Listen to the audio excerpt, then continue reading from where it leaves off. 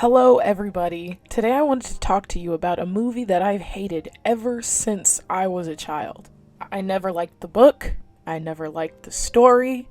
I've just always had something serious against Dr. Seuss's 1971 film adaptation for The Cat in the Hat. Now I'll give you a brief overview of the events that take place during the story. Our main characters of this story are Billy and Sally. Their mother is out during a rainy day and the children are at home alone and they're very, very bored. Accompanied only by their pet fish, the kids have no clue what to do on such a boring rainy day. Fun, fun, how can you have fun? Just sitting doing nothing when there's nothing to be done.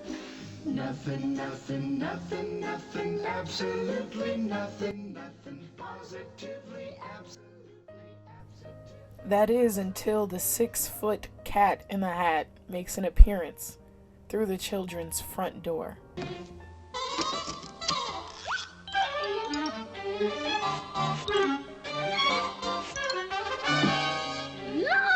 A cat! In a hat! You will note, I am neat. Once inside of the house, the Cat in the Hat then embarks on a bunch of escapades of nautical nonsense to try and cheer the children up. Get them to have fun. Stop listening to that fish that tells them time and time again. The cat should not be inside of the house when their mother is out. Now, please go away. Tell that top-hatted cat he should not be about. He should not be here when your mother is out. After the house becomes excessively messy after game after game after game, the children begin to realize that this is going to be a big mess to clean up. That is when the Cat in the Hat introduces two new characters, Thing 1 and Thing 2, and the mess just gets even more out of control. The fish continues to complain until, eventually, the cat even gets the fish on his side.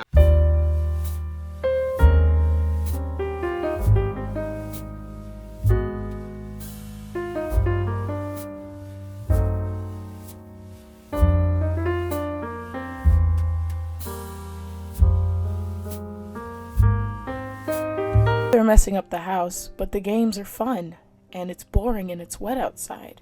After the house becomes exceedingly out of order, the children become aware that it is almost 3:30, which means their mother is almost home. The cat leaves, and upon return, he has some magical gadget to clean up the whole mess. And right before the mother arrives, the mess is gone. No harm, no foul. No one knows that the cat was inside of the house. The children return to their respective spots, and the mother is none the wiser of the events that took place throughout the day. Upon first look, the message seems to be sweet. There is always something to do. There is always fun to be had. Lighten up, have fun, smile, have a good time. But on the other side, there is also a much more sinister underlying message. Now, sure, in the canon verse of The Cat in the Hat, the cat is obviously the children's father. That's why we get the shot of the cat cleaning off his own picture. However, if you pay closer attention to what this movie's actually saying, it is a bit disturbing, to say the very least.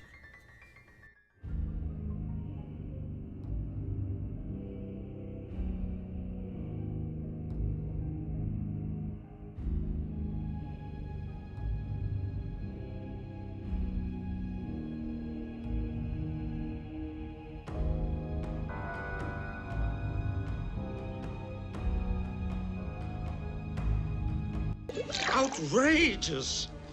Now let me repeat, and I don't like to shout, but he should not be here when your mother is out.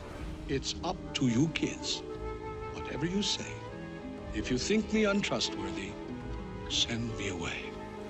Well, he is getting the house sort of messy and dirty. And Mother... Yeah, Mother. Back home at 3:30. A vote of no confidence. Now, for this to all make sense, you have to accept the fact that the fish is not its own separate character. The fish actually cannot talk in this movie. The fish is a representation, a symbol, if you will, of the children's conscience and their common sense and the teachings of their mother.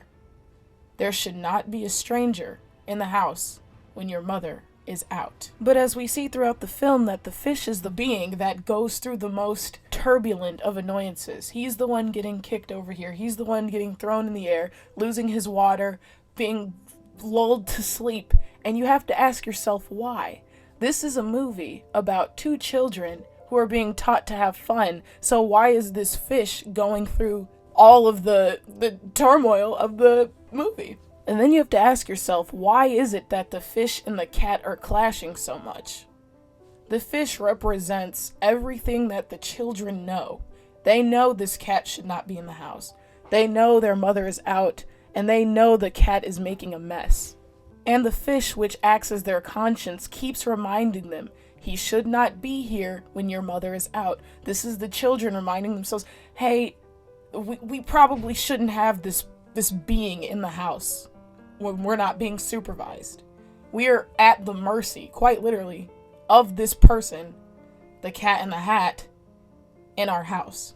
Now, at this age, children who are watching this movie are getting a lot of stranger danger teachings. Don't talk to people you don't know, so on and so forth. Wait for your parents' permissions. Parents are everything. Parents will keep you safe. And here's a movie where the only character, heavy quotes, character, that is repeating these sacred teachings, especially for children of the age that would be watching this movie. That character is getting disregarded. That character, even towards the end of the movie, has his mind completely changed. He starts off, get this cat out of the house. Get this cat out of the house. Your mother is not here. And the cat eventually wins even the fish's favor. He wins over the conscience of these children. The cat's tricks and gimmicks convince even the fish, okay, let this person stay. This is by far the scariest part of the film for me, that this person, the cat, is a metaphor for any stranger. Any stranger whatsoever could be represented by this cat. Your next door neighbor that knows when the kids get home from school, that knows you're still at work for another 20 to 40 minutes. Your uncle that knows you're at work, and you tell your kids, do not open this door for anybody unless it's me. This cat comes into the house and eventually wins over the conscience of the children. Now, the main conflict of this movie is the clashing between the fish and the cat. The cat is the stranger inside of the house, and the fish is a symbol for the conscience of the children. This is the crux of this movie. Them going back and forth. He should not be here, which, in all honesty, this cat, that the children do not know, should not be in the house. Now, the scariest part of this film isn't the fact that the children's conscience was corrupted by this stranger that came into their home. The scariest part of this film is the way it ends. There is no evidence left that this stranger even visited the children's house, and they have no intentions of telling the mother. Now, in this strain, I could bring up a ton of triggering scenarios that this reminds me of, but I'll just give the most indescript example. Let's say some teenagers next door know that your child gets home from school at 3:30. The bus comes at 3:30. And let's say they've been noticing, they've been watching, because people on your block notice everything. They've been watching and they know that your blue car does not get home until 5 o'clock. That gives them an hour and a half of a window to perhaps be the Cat in the Hat in your house and clean up the mess, and you never know they were there. The way this movie ends, I feel, is not great, and it supports the mindset of what's going on here. In my opinion, this movie should have ended with the consequence of the children getting caught, either with the Cat in the Hat still in the house, or with the mess all over the place, and them being reprimanded. Because in real life, the children watching this movie are very impressionable. Oh, we can get away having a fun play date with the Cat in the Hat, and mother never has to know. The cat is destroying the house. The cat is corrupting the children, and the mother never finds out. And that is the way this movie ends, and that is precisely the reason why I hate it. It is my belief that it would have been a better message to children had these children, for not listening to their conscience, which is telling them, hey, this person should not be in the house. Mother wouldn't like it. They should have received consequences for not listening to their conscience. The fish was right. The cat had no business in the house. And again, on the surface, this is a cute movie about letting go and having fun. And it is evident that the father is the cat. But you could only look at the metaphor so blatantly spelled out that, hey, this is the conscience of the children. This is a stranger in the house and they should not be here, especially while the mother is out. And there should not be no consequences for not following the rules that keep children safe. Listen to your parents, and let's keep cats out of the house. I'm more of a dog person. There is a show called The Cat in the Hat knows a lot about that, and in that show the kids do at least tell the parents, hey, we're gonna go here with the Cat in the Hat, and the parents don't believe the children. So I don't know if that's even more triggering. I don't know if that's even more of a problem, but at least in this version, in the show, the children do tell the parents where they're going and what they're doing and with who. But the parents not believing them, it's, you know, it's comedic and it's cute or whatever, but the implications of that are also scary. Hey guys, video's over. Thank you so much for watching. Make sure you comment, like, and subscribe. This is a present for my subscribers. Every 500 subscribers, I guess I'll do another one of these, or maybe I'll do another one just because I had a lot of fun making this. You know, I always hated the Cat in the Hat growing up. I think it is absolutely horrific, the fact that there is a rule being taught. You know, kids are taught rules to keep them safe. They're taught things that stick to their brain. So when, you know, since, you know, the central executive part of their brain, decision making, isn't fully developed or even close at the age that children who are watching this would be at, they have to remember little rhymes and little rules to keep them safe, right? Stranger danger.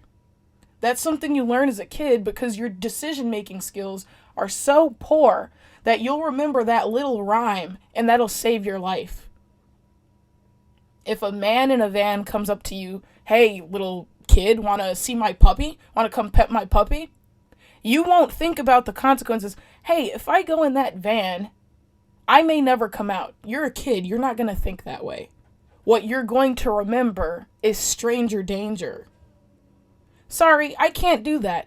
Oh, why not? Don't you want to see my puppy? Stranger danger. My mom says don't talk to strangers. Sorry. And the child's chance is just that much better. Here we have a movie where the message, where the two conflicting characters, this cat and this fish is spouting valuable survival rules. And at the end, the fish is disregarded and even gets corrupted to the side of the cat, which happens. And then there's just no consequences for this. The kids are silent, as kids are when traumatic and tragic things happen to them. You know, it just always left a nasty taste in my mouth, especially getting older and realizing the implications. So that's just a little background about why exactly I hate this movie and this book. And I think it's one of Dr. Seuss's worst.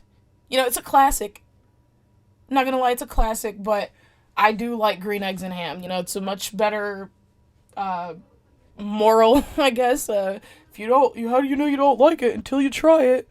And loosen up and try new things or whatever, and eat your veggies or whatever. You know, that's a much healthier message for children. Like, I don't understand what the message is supposed to be here besides, oh, find some way to have fun, you know, because in the movie itself, it shows that the kids could have played with dolls, they could have played with puzzles, you know, so there was a different way to show, just because it's rainy doesn't mean you don't have to have fun without bringing in a whole intruder. But anyways, let me know what you guys think about this in the comments, and I will see you guys in the next video. Bye!